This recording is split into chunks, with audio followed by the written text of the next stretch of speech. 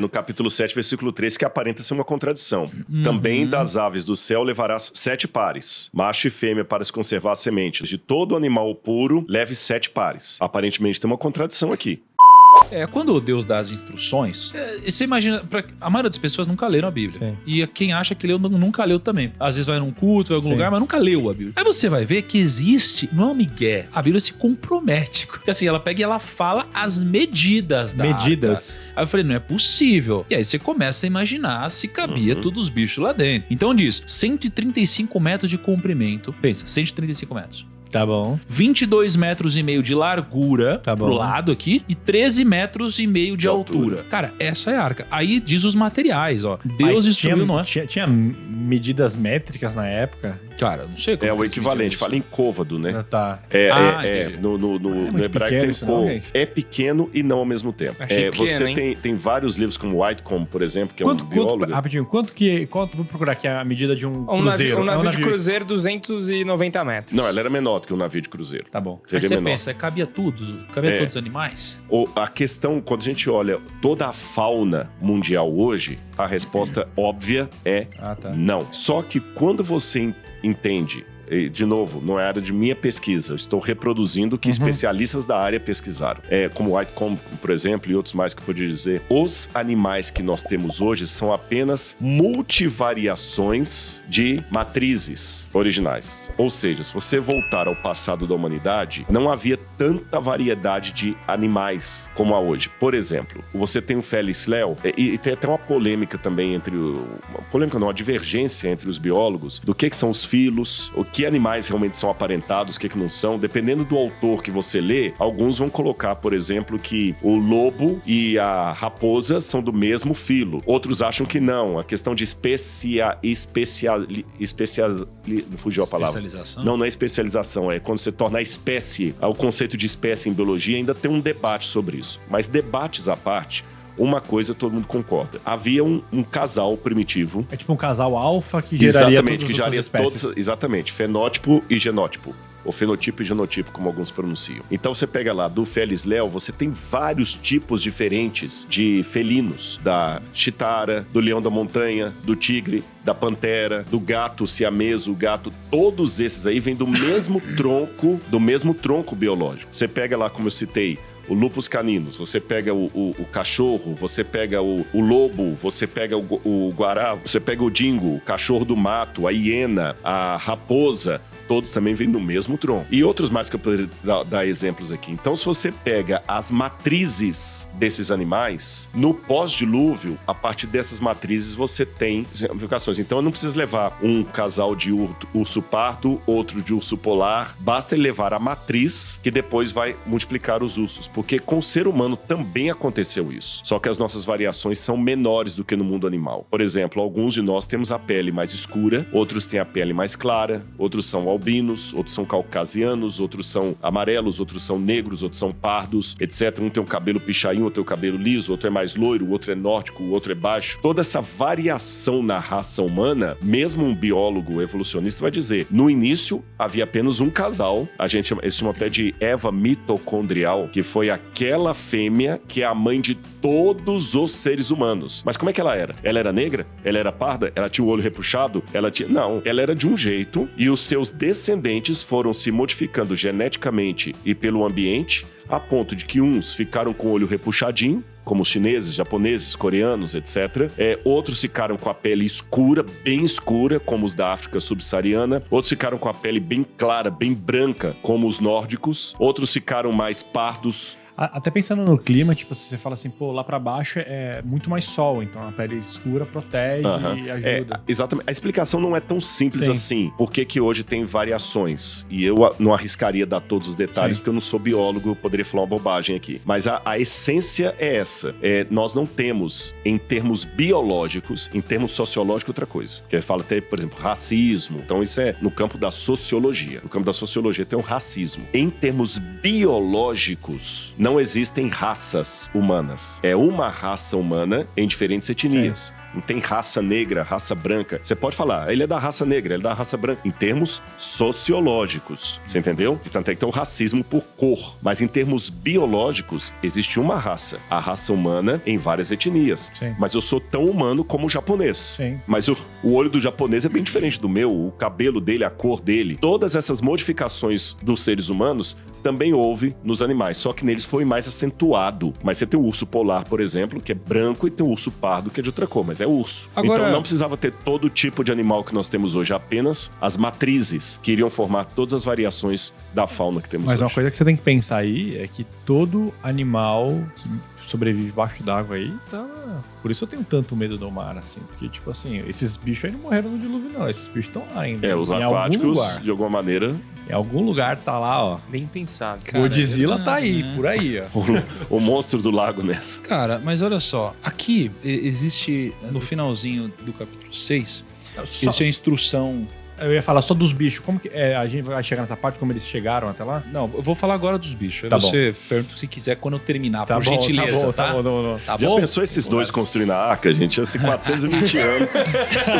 Não ia dar tempo, né? Garoando já. A instrução é: mas com você estabelecerei a minha aliança, você entrar na arca, você e os seus filhos, a sua mulher e as mulheres dos seus filhos. Legal. Ok. De todos os seres vivos, você fará entrar na arca 2 de cada espécie, Tá. macho e fêmea, para conservá-los vivos com você. Das aves, segundo as suas espécies. Do gado, segundo as suas espécies. De todo animal que rasteja sobre a terra, segundo as suas espécies, 2 de cada espécie virão a você, para que sejam conservados vivos. Leve com você todo tipo de comida e armazene-a com você. Isso será para alimento a você e a eles. Foi o que Noé fez. Eu lembro de ter lido em algum lugar aqui que Deus ordenou que levasse 7.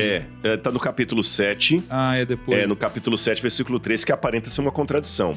Também das aves do céu levarás 7 pares, macho e fêmea, para se conservar a semente, né? Fala que ele levará, até no verso 2, de todo animal puro, leve 7 pares. Aparentemente tem uma contradição aqui. O que seria o puro ali? Eu vou falar primeiro da contradição e eu posso entrar na questão do puro. Primeiro da contradição, porque os versos que o Tiago leu parece assim... Casalzinho, né? 2 de cada. Lá não. De alguns vai levar 7 pares. 14, não 2. Caraca.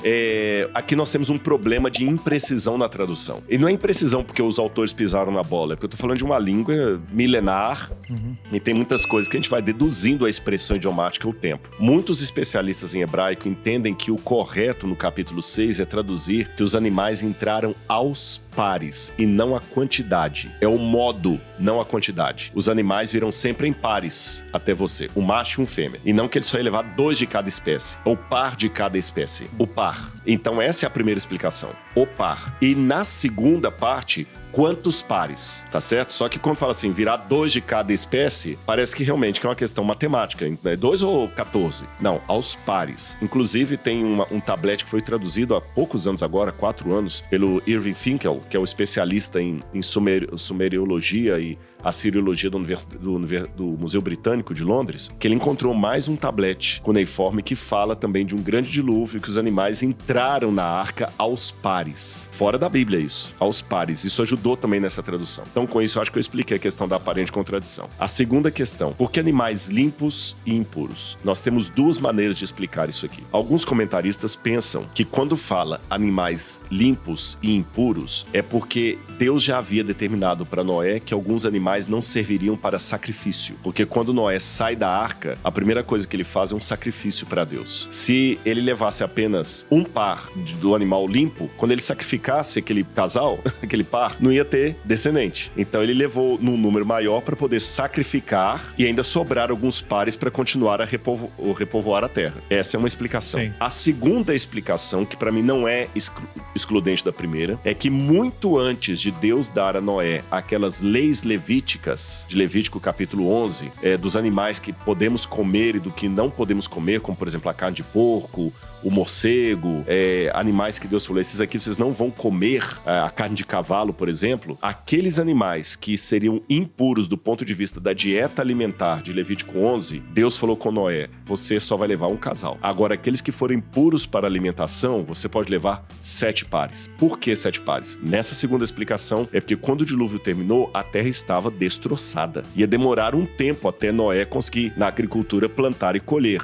O pessoal tinha que comer o quê? A carne dos animais. Então Deus falou assim, olha, leva 7 casais dos puros para vocês terem do que comer, para vocês não comerem a carne impura. Significando que, ao contrário do que muitos pensam, as dietas alimentares do povo hebreu não começou com os judeus e com Moisés, com os hebreus e com Moisés. Ela já vinha desde a época de Noé, porque Noé sabia que havia animais limpos e impuros. As duas explicações, para mim, elas não são excludentes. Eu acho que as duas podem ser harmonizadas. Sim. Tá certo? As duas podem ser harmonizadas. Só que aí tem uma dúvida, porque ele levou esses animais todos, né? E quando ele levou 7 pares, e muito para possível alimentação, não é para ele se alimentar durante o dilúvio, é para se alimentar depois do dilúvio, né? Então, durante o dilúvio, ele se alimentou ainda da comida que... Ele armazenou. Do fruto que ele armazenou. Exatamente. De mato e fruta. Olha só como Deus é, né? Porque ele só vai comer a carne depois do dilúvio. Depois do dilúvio. Mas pensa a confusão. Pensa assim, ó.